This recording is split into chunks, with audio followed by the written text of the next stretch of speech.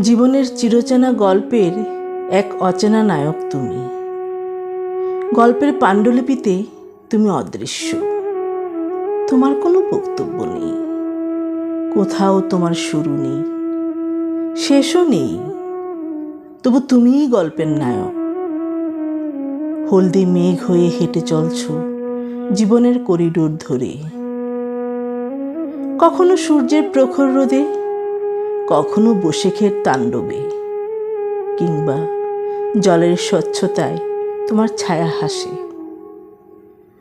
দূরের হাওয়ায় ভেসে বেড়ায় করুণ বাঁশির সুর, একাকী ডাহকির ডাক, এক মরা গাঙের আর্তনাদ। উন্মাদনা গ্রাস করে আমাকে, মুহূর্তে ছুটে যাই গল্পের বাইরে। দেখি এক জীবন্ত মহাপ্রলয়ে দাঁড়িয়ে, যখনই ছুতে যাই সে উধাও।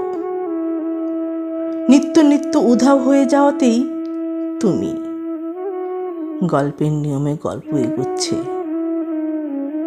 কোথাও জীবনের গান, কোথাও বা থেমে যাওয়ার আহ্বান। ছুটছি আমি গল্পের অদেখা নায়কের পেছনে। গল্প কথা বলে, জন্ম থেকেই তুমি পথ চলছ গল্পের হাত ধরে। একদিন পৌঁছে যাবে শেষ গন্তব্যে, সেখানেই তোমার দেখা পাব।